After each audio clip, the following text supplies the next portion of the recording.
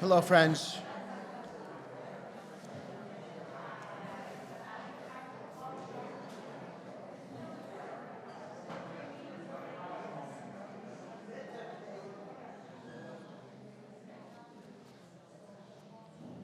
Hello, friends.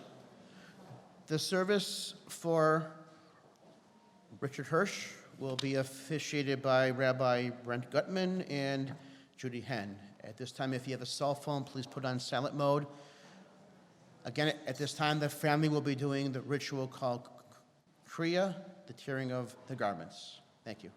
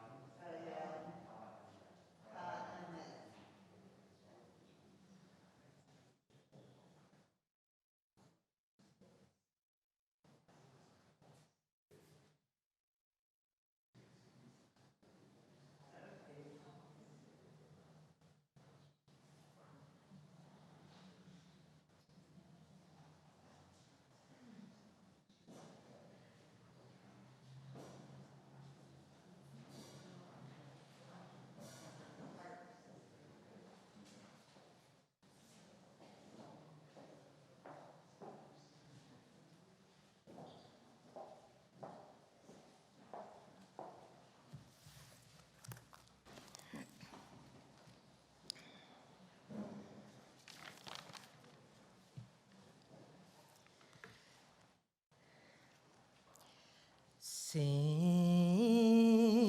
shalom, sim shalom, sim shalom, tova uvracha, sim shalom, sim shalom, sim shalom, tova uvracha, chen v'chesed v'rachamim aleinu ve'al kol Yisrael Amecha. Sim shalom, sim shalom. May God grant peace, goodness, and blessing, grace, kindness, and mercy to us and to all your people.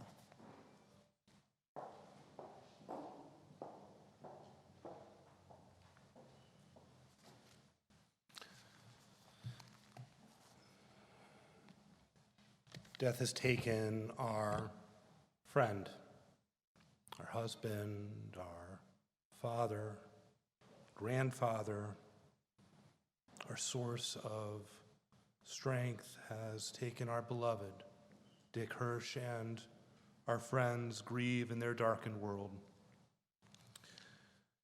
I didn't have the pleasure of getting to meet Dick, but I hear that his presence was quite a pleasure in the way that he could be present and attuned and comforting and supportive to all those around him.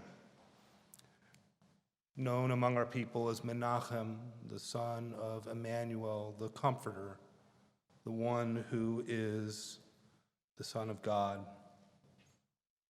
So much goodness brought to this world through him, and now how we reach out to comfort you. in your lamentation, in your sorrow, may you find in us the presence of loving friends.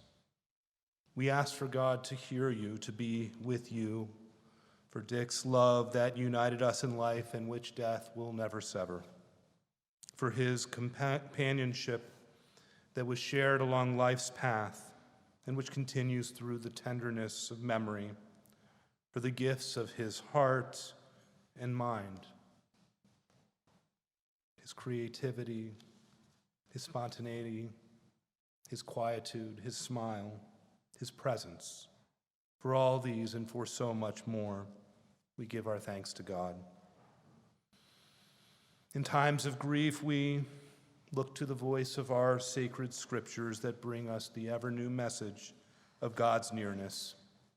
They tell us of our kinship with the Creator, in light as in darkness, in joy as in sorrow, in life as in death. We read Psalm 144, Adonai ma'adam v'tede'ehu ben enosh v'atcheshvehu, Adonai. What are we that you have regard for us? What are we that you are mindful of us? We are like a breath. Our days are like a passing shadow. We come and go like grass, which in the morning shoots up, renewed, and in the evening fades and withers. You cause us to return to dust, saying, Return, O mortal creatures. Would that we were wise, that we understood whither we are going. For when we die, we carry nothing away. Our glory does not accompany us.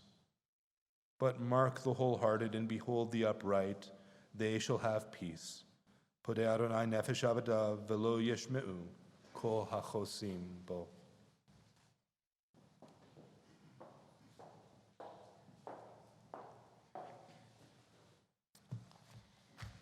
We're here today to celebrate the life of our beloved Dick Hirsch.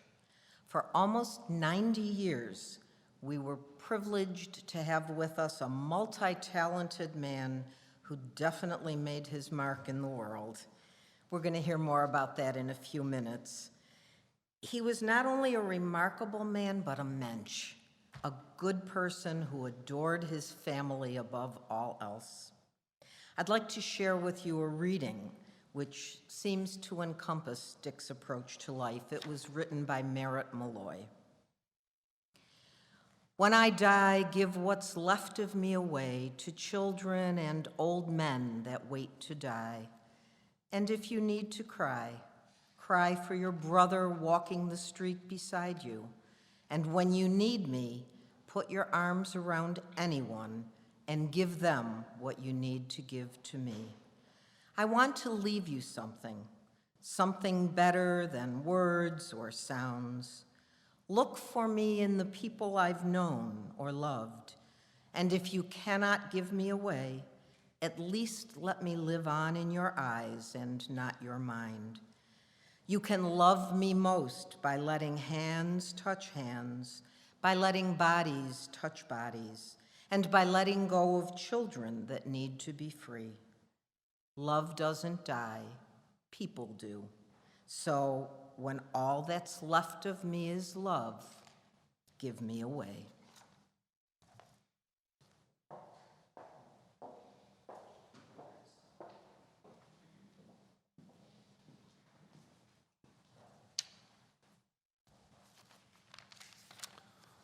Among the most memorable psalms of our tradition for moments such as these are the words of the 23rd Psalm. And so I'll offer the psalm first in Hebrew and then welcome anyone who feels comfortable to join in the well-known English. Adonai roi lo echsar Bihino deshe yarbetseni Amemenuchot inachaleni Nafshi yeshover Yancheni ומגלת צדק למען שמו, למען שמו. גם כי ילך בגץ על מוות לא יירא רע, כי אתה עמדי. שבטך ומשענתך המה ינחמוני. תערוך לפני שולחן נגד צוררי, דשנת ושמן כוסי רוויה. אך טוב וחסד ירדפוני כל ימי חיי, כל ימי חיי. ושבתי בבית אדוני לאורך ימים. אדוני רואי לא אחסר, אדוני רואי לא אחסר. Together. The Lord is my shepherd, I shall not want. He maketh me to lie down in green pastures. He leadeth me beside the still waters. He restoreth my soul. He guideth me in straight paths for his name's sake. Yea, though I walk through the valley of the shadow of death, I will fear no evil, for thou art with me. Thy rod and thy staff, they comfort me. Thou preparest a table before me in the presence of mine enemies. Thou hast anointed my head with oil. My cup runneth over. Surely goodness and mercy shall follow me all the days of my life, and I shall dwell in the house of the Lord forever.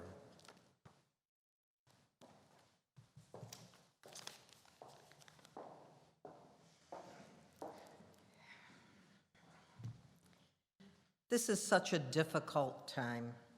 It's never easy to get up and speak about a loved one who has passed, and today we're very privileged to hear from Dick's son, Jeff.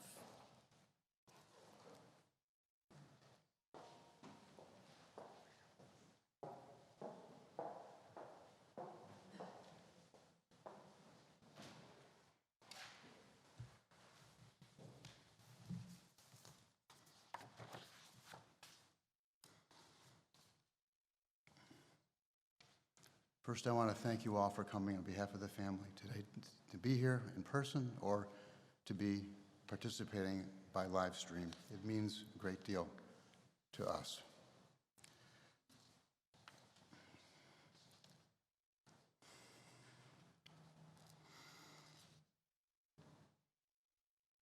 Dick Hirsch was a good man, a gentleman, a family man, a respected journalist and broadcaster in Buffalo. We will miss him terribly. How do you summarize in 5 to 10 minutes, and I was told to be brief, almost 90 years of a person's life? It is not an easy task, believe me, but that is my privilege today as we share our thoughts about Dick Hirsch, husband, father, grandfather, recently great-grandfather, brother, cousin, uncle, friend, in addition to journalist, broadcaster, columnist, and commentator. First, I want to say one thing. There are 3 siblings, Nancy, Betsy, and Jeff. Betsy is not able to be with us today because she tested positive yesterday, and she is quarantining in Manhattan and watching right now, and of course is devastated that she cannot be here with everyone. So, Betsy, you are with us in spirit, of course. So let's start with the family. Mom and Dad had their 66th anniversary on August 26, 2022, less than 2 months ago. They dated for about 4 years before getting married. So if I do the math correctly, about 70 years they were together. Pretty impressive. Dad was dependable, dedicated, and a loving husband. Dad was also a wonderful, supportive, and wise father to Nancy, Betsy, and me. Growing up, he was always interested in our education and other activities.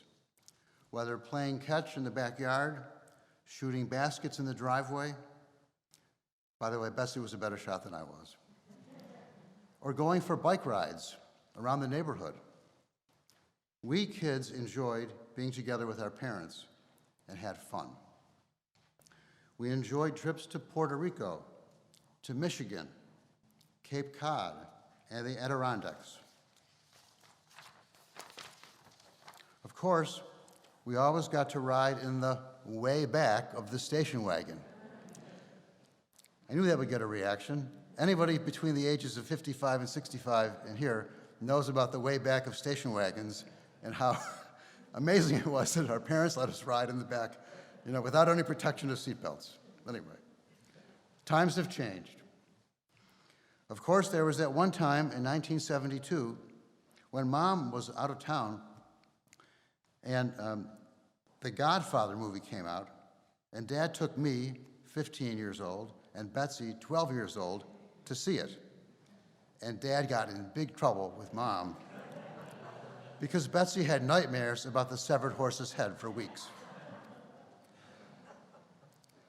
Dad always took great interest in his work and in our work and other creative projects.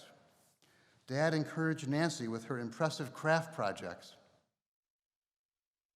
and had many in-depth discussions with Betsy about sales and marketing and things like that because Betsy navigated through 26 years at Steinway, representing Steinway and Company. When I started practicing law 40 years ago, I know that's a shocker to my aunt and uncle and others who are here, my parents, 40 years. For a number of years, Dad and I met for dinner once a week after work at different restaurants or bars and had a meal together, talked about current events, politics, whatever came up, family. That was very nice at the time. And as I think about it in the last week or so, how amazing it was that we were able to do that together, a parent and a child, an adult child, having dinner together. Great. Dad was very proud of all the kids, proud of our various accomplishments, and that pride was contagious among the 3 Hirsch children. My sisters and I often cheer each other on and provide encouragement to each other. For example, when Nancy hears that I've been working too hard, she'll say something like, "Jeff, honey, take some time and smell the roses." Great advice from my younger sister. We Hirsch kids are very close to Mom and Dad, and that laid the foundation for our closeness. Now, I have a story that I hadn't initially planned, so Jake was about 10 years old. Nate was about, my sons, Jake and Nate, they're 3 years apart. They're now 33 and 30. But Jake was about 10 years old. Nate was about 7. And they were in Buffalo staying with Mom and Dad while we were in Boston. They had some time with Grandma and Grandpa. And it was very snowy, about 2 feet of snow outside. Jake was pestering his younger brother. Not unusual in a sibling relationship, I'm sure. And although I never did such things. Right, Nancy? So my dad said, "Jake, go outside. And if you can find a golf ball, I'll give you $50. Now, my friends, there was 2 feet of snow on the ground in Buffalo in January. So what does Jake do at the age of 10? He gets out there and says, "I want that $50. He went over to a neighbor's backyard, and under their deck found a golf ball. He walked in and said, "Grandpa, $50, please." Now, we weren't there, but we've heard different versions of the story. I know my father pretty well, and he was probably thinking, is there an escape clause in this deal? He thought he'd never find a golf club, but you know, what a story, and I will remember that forever. Now a few words about Dad's interesting career. He was an award-winning young reporter for the Courier-Express, which was the morning paper in Buffalo, as most of us know. However, at $80 a week salary, that was not enough to support a growing family. So he transitioned into the printing business, and at about the same time, WNED-TV, the local PBS station, reached out to him. They were starting a public affairs TV program, and they asked my dad to be the moderator. It was on 8:30 Monday nights, and it was called Man in the News. Now I know that title wouldn't go over well today because it's not very sensitive to everything else, but that's what it was called, Man in the News. It had a meet the press format with people from the press, television, radio, the print media, asking questions of the guests, like the mayor or the county executive or whoever. A couple times I got to go down to the station, and that was pretty cool when they were broadcasting live. That show lasted about 18 years, and then another show popped up, which they asked my dad to moderate, and that was Call 17, where people called in with questions for the guest. Again, you know, usually some local celebrity, elected official or otherwise. In addition to the WNED-TV, I wouldn't call it a career, it's a hobby, it was a fun avocation. Dad wrote a weekly column in the local business paper called Business First. He did that for 35 years. Every week there would be a column in that paper called Buffalo Tales, BFLO Tales. And amazing, can you imagine thinking of a topic for a 650 to a 700 word essay or comment and getting it out each week, every week, thinking about that comment? It's amazing. 52 weeks a year, no reruns. That takes a great deal of thought, great deal of creativity and perseverance. Dad welcomed the challenge. Have I mentioned yet that our dad was curious? I've heard this from yesterday, Uncle Dick, and many people over the years. Dad was curious, and Dad took great pride in being curious. Of course, you know, most people here knew that when you knew Dad, you knew he was very curious and prided himself on that fact. He asked a lot of questions, lots of questions. Indeed, my wonderful wife, Deborah, of 39 years, recently revealed to us that she was a bit intimidated by Dad when she first met him because he asked so many questions. Of course, that feeling quickly melted away. Dad became one of Deborah's biggest fans. The period between Rosh Hashanah, the Jewish New Year, and Yom Kippur, the Day of Atonement, is referred to as the Days of Awe. My friend and a dear law partner shared with me a few years ago that there is a belief that God's favorites are taken during this holiday season. I believe that is true. Dad, we love you so much. We will miss you every day. Your memory is a blessing.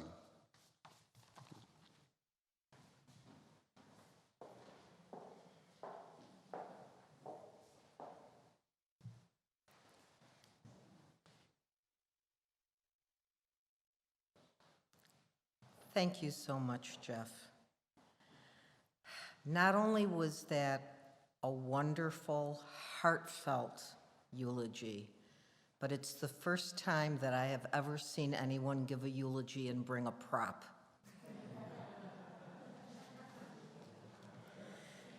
Now it's my turn. I don't want you to think that I wrote this wonderful eulogy. It should come as no surprise to any of you sitting here that Dick Hirsch, writer extraordinaire, wrote this himself.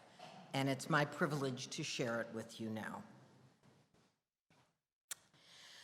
The driver license and the tax returns said Richard L. Hirsch, but he became better known as Dick Hirsch as he packed several careers as a journalist, author of books, television interviewer, and publishing executive into a versatile and busy life. He died the other day at the age of 89. His first published articles were in his college newspaper, and his first story as a professional with that Dick Hirsch byline was published in a Buffalo newspaper in 1954, just weeks after graduating from college. He was 21 years old. That story made page 1 in the morning paper, the Courier Express, where he worked for 10 years, reporting on a number of major stories, covering City Hall and politics, and also writing an award-winning Sunday column called Offhand. I received my graduate school education at the Courier Express, he often said. After leaving the newspaper, he embarked on a diverse career that included becoming president of a large commercial printing company, producing and moderating 2 weekly public affairs television programs on WNED, co-founding and editing a local magazine, Buffalo, and writing a weekly column called Buffalo Tales for Business First of Buffalo for nearly 35 years until 2019. He also developed a reputation as the author and publisher of nonfiction books. The first, The Bubble Didn't Burst, was published in 1995 and was the story of the fabled Buffalo-based real estate developer Nathan Benderson. Hirsch was intrigued with Benderson's career and proposed a book as a means of preserving the story for future generations of the Benderson family, as well as for use as an informational tool by the Benderson Company. That book was seen by executives of a large family-owned Boston area contracting firm who commissioned him to write their story. The result? A pipe dream came true. After that, I realized that I had discovered a niche, Hirsch recalled in a memo he wrote for his files. Among his other books are The Osmose Story, which is the history of the Buffalo Wood Preserving Company, Firm Beliefs, a history of Phillips Lytle, the law firm, A Concrete Foundation, I love these names, A Concrete Foundation, which is the story of the Simonelli family, contractors and developers, A Lasting Impression, the story of Rigidized Metals Corporation and the Smith family, and Achieving Stardom, the story of the Starr family of Dunkirk and the evolution of their small winery into one of the largest bottlers of fruit juices in the United States. After years of urging by family members, in 2016, he decided to select some of his favorite columns and have them published in a book. It was a daunting task, reviewing over 1,700 essays and picking only about 100. It took nearly a year, and the result was A New Bathtub for the White House. That was the title referring to one of the articles. Born in Buffalo, the son of Emanuel and Helen Cohn Hirsch, he attended Buffalo Public School 22, which was next door to the house where he grew up on Huntington Avenue. He graduated from Bennett High School and attended Trinity College in Hartford, Connecticut, where he majored in English. He also devoted considerable energy to campus affairs, where he was class president, editor of the weekly newspaper, and president of Medusa, the Senior Honor Society. As a student, he had 3 summer jobs, which he said were important in forming his work habits. One summer was spent as a laborer in a steel foundry and assembly plant. another as a Fuller Brush salesman. Who remembers Fuller Brush? And the third as a summer vacation reporter at the Courier Express. Those 3 jobs proved to be important experiences for me, learning about life and work, he once recalled. He joined the paper full-time after graduation and spent 10 years working as a general reporter and later covering City Hall and becoming a weekly columnist, winning several awards from the American Newspaper Guild. He left in 1964 to join a large printing company, Hoffman Printing Incorporated, where he first was a salesman and eventually company president. Of course he was. In 1975, he assumed additional responsibilities as editor of Buffalo Fan, a regional sports magazine. The magazine eventually evolved to general content and was retitled as Buffalo, BFLO. Hirsch left the printing company in 1990 to form his own business, Hirsch & Company, concentrating on what he called strategic communications. He often said that he would spend the rest of his career defining exactly what that term meant. During his years in printing and publishing, he also became a familiar face for 19 years on local television as the producer and host of live public affairs programs Man in the News, Call 17, and In Person.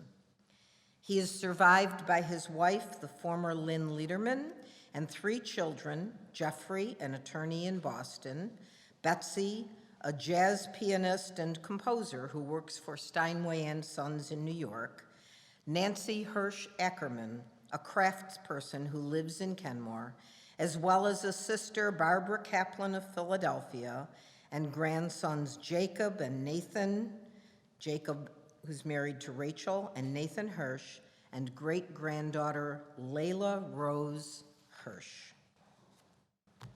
Wow, he was an excellent writer. And so, to his beloved wife, Lynn, to Jeffrey and Deborah, to Betsy, to Nancy and Brian, to Betsy, who's watching online,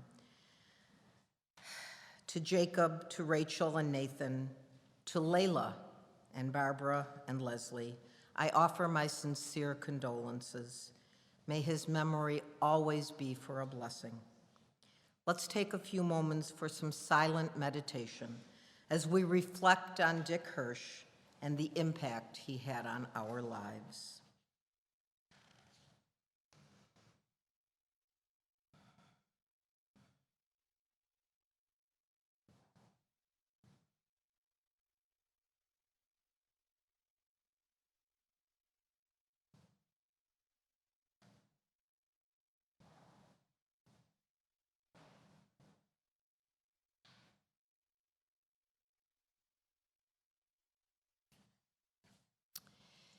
In the Jewish tradition, there is a prayer recited at funerals called El Malei Rachamim, which means compassionate God.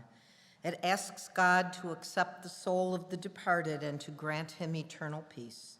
If you are able, please rise for El Malei Rachamim.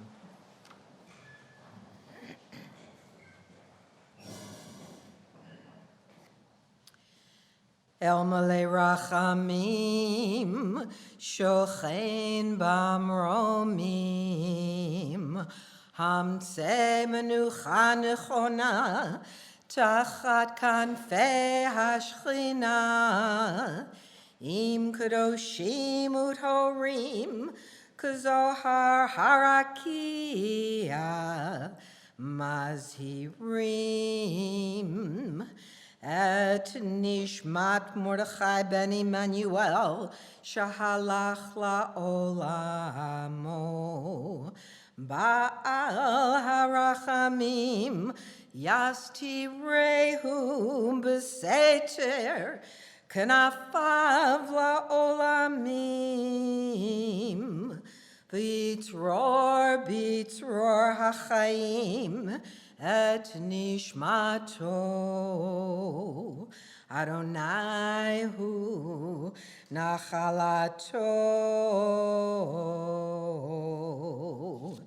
v'yanuach b'shalom al mishkavo v'nomar Amen. Compassionate God, eternal Spirit of the universe, grant perfect rest in your sheltering presence to Richard Hirsch, who has entered eternity. O God of mercy, let him find refuge in your eternal presence, and let his soul be bound up in the bond of everlasting life. God is his inheritance. May he rest in peace, and let us say together, friends, Amen.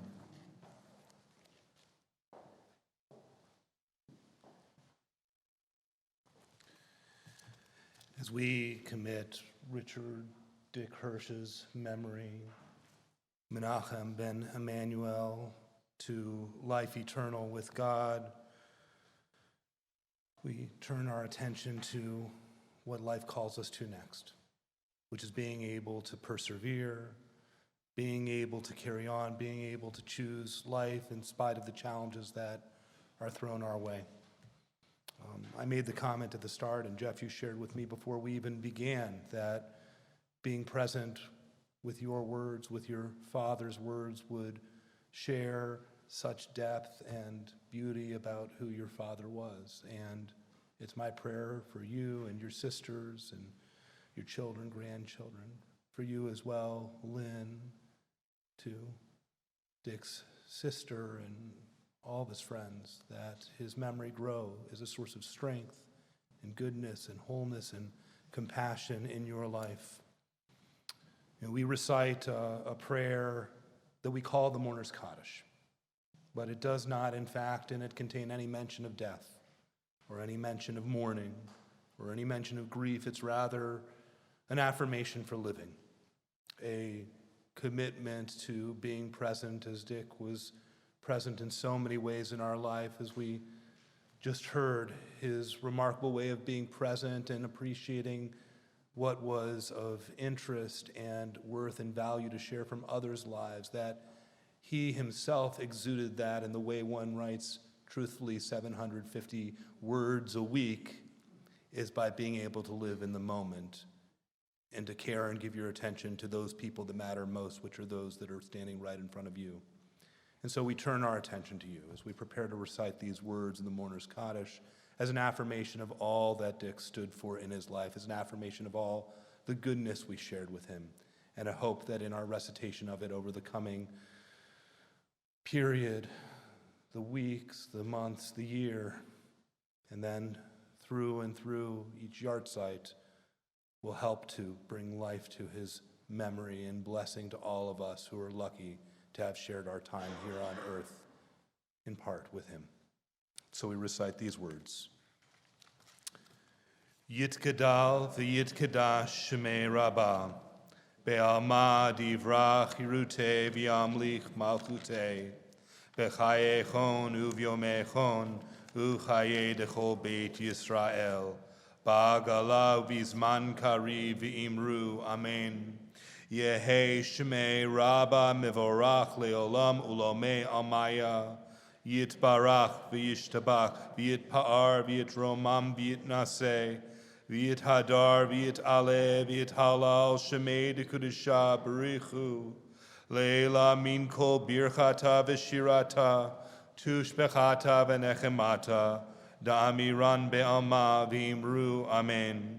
Yehe Shalama Rabba Min Shemaya V'chaim aleinu ve'al kol Yisrael v'imru amen. Oseh shalom bimromav hu ya'aseh shalom aleinu ve'al kol Yisrael v'imru amen. As we prepare to conclude, I'd just like to take a moment to look around and point out to you this wonderful community of friends and family that is gathered here in tribute to Dick, that his life always be a source of blessing to you.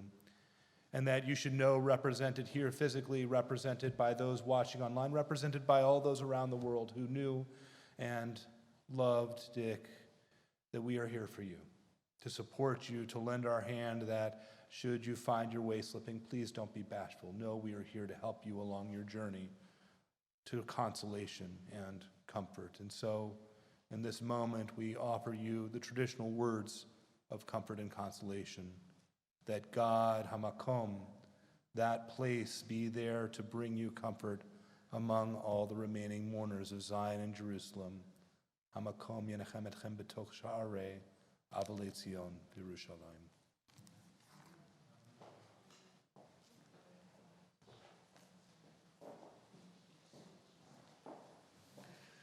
Friends, this concludes the memorial service for Richard. Again, due to tonight beginning Yom Kippur, there will be no formal Shiva. This does conclude the service. Again, on behalf of the family, thank you for your attendance here this morning. May we all go away the way Richard would want us to, in good health and in peace. Thank you.